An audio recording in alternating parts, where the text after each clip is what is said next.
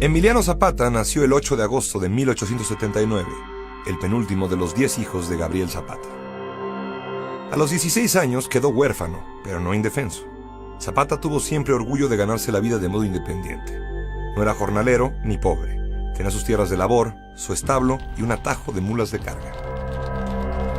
Zapata conoció desde niño los problemas de su natal Anenecuilco, un pueblo de origen prehispánico que se había quedado sin tierras debido al avance de las haciendas de Coahuixtla, El Hospital y Mapastlán. Sus habitantes se habían visto obligados a trabajar para las haciendas o alquilar sus tierras. A mediados de 1910, cuando la hacienda del Hospital se negó a rentar sus tierras, la situación de los campesinos del pueblo llegó al límite. Emiliano Zapata, quien ya era autoridad de Anenecuilco, decidió ocuparlas por la fuerza. La primera acción militar de Zapata se dirigió contra la hacienda de Chinameca y su odiado administrador. La toma de la finca se convirtió en una carnicería. El ejército de Zapata creció con miles de campesinos que preferían irse al monte que seguir viviendo las vejaciones que sufrían por los hacendados, los soldados y los rurales. La dictadura se tambaleaba. Estuve tranquilo hasta que se levantó el sur, comentó después Porfirio Díaz. 6 días después de la toma de Cuautla por Emiliano Zapata, Díaz renunció a la presidencia. El líder de la revolución, Francisco I. Madero, al firmar la paz, había pactado una transición dentro de las instituciones, algo difícil de entender para una revolución triunfante. Zapata, por supuesto, no comprendía que Madero no tomara inmediatamente el poder y permitiera que gobernara un presidente interino notoriamente adverso a la revolución. Tampoco comprendía que sus hombres debieran desmovilizarse y entregar sus armas al ejército al que habían vencido. Menos aún, que la devolución de las tierras por las que habían peleado debiera aplazarse. Madero y Zapata se reunieron varias veces a lo largo de la segunda mitad de 1911. Madero intentó convencerlo de licenciar a sus tropas y esperar la solución legal de sus demandas. Zapata rechazó lo que llamó una revolución a medias e insistió en la inmediata restitución de las tierras. Los periódicos atacaron constantemente al caudillo, a quien llamaban bandido y el Atila del Sur. Cuando Madero llegó en noviembre de 1911 a la presidencia, después de unas elecciones democráticas y limpias, sus relaciones con Zapata estaban irremediablemente deterioradas. Zapata respondió proclamando el Plan de Ayala, en el que Madero fue llamado traidor en repetidas ocasiones. Ahí inició una nueva guerra para Zapata, una guerra sin cuartel, contra todo y contra todos. Bajo el régimen golpista de Victoriano Huerta, que había derrocado a Madero, se vivió una situación de violencia sin precedente en Morelos. Cuando Huerta renunció y los revolucionarios del norte tomaron la Ciudad de México, tuvieron el cuidado de impedir que los zapatistas intentaran tomar la capital. El desencuentro de Zapata con el líder de los constitucionalistas, Venustiano Carranza, fue casi inmediato. Los generales revolucionarios celebraron en Aguascalientes una convención que intentaba resolver los problemas que ya eran evidentes entre ellos. A la reunión no fue Zapata, sino que envió a los intelectuales unidos a su movimiento. Con el apoyo de Francisco Villa, la convención aceptó el Plan de Ayala y rompió con el carrancismo. Una nueva guerra, una guerra civil entre los propios revolucionarios, se asomó en el horizonte.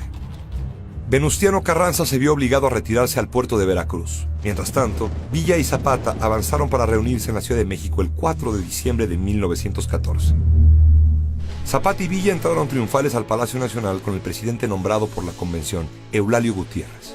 Ambos provenían del pueblo y representaban sus demandas más profundas, pero al mismo tiempo eran radicalmente distintos. Villa amaba el poder, mientras que Zapata le tenía aversión casi física a la política, a la que consideraba un nido de avaros y traidores. Pese a que prometieron establecer una alianza más duradera, resultó imposible para ambos. Zapata regresó a Morelos, y mientras los carrancistas se concentraron en enfrentar la gran amenaza militar del villismo, vivió un momento de paz en su estado. Tlaltizapán se volvió la capital de la revolución. La clase hacendada había desaparecido y Morelos era un estado independiente.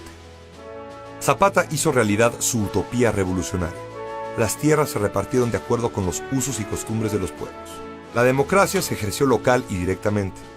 Su preocupación era más moral que económica: tierra y libertad. A mediados de 1915, la estrepitosa derrota de Francisco Villa dio inicio a la debacle del zapatismo. Los constitucionalistas ahora sí podían concentrarse en Morelos. Tras expedir con cierto éxito una ley de amnistía, el general Pablo González y sus 30,000 hombres repitieron los métodos de Juvencio Robles para acabar con los zapatistas: saqueo, asesinatos, deportación de poblaciones enteras y destrucción de la propiedad. en junio de 1916, tomó el cuartel general de Tlaltizapán y dio muerte a 283 personas. Zapata respondió con bombazos en las vías ferroviarias cercanas a la capital, en Xochimilco y Xoco. A principios de 1917, consiguió recuperar el estado, pero en agosto Pablo González reinició su campaña contra los campesinos armados. Los zapatistas, acosados, no se rindieron. Durante buena parte de 1918 conservaron su cuartel en Tlaltizapán, pero el frío profesionalismo de Pablo González y la epidemia de influenza española fueron mermando sus filas. Necesitado de aliados, Emiliano Zapata, siempre tan desconfiado, creyó en las ofertas de adhesión de un subordinado de Pablo González, el coronel Jesús Guajardo. Guajardo le regaló un caballo, el As de Oros, y lo invitó a la hacienda de Chinameca para entregarle el armamento y unírsele con sus hombres. Zapata no entró de inmediato a Chinameca, pero al final decidió hacerlo. Un clarín hizo 3 llamadas de honor.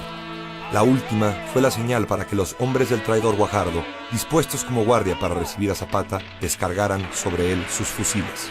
Era el 10 de abril de 1919. Zapata fue derrotado y murió a traición, pero muchas de sus ideas y su propia ley agraria de octubre de 1915 fueron un antecedente fundamental del artículo 27 de la Constitución de 1917.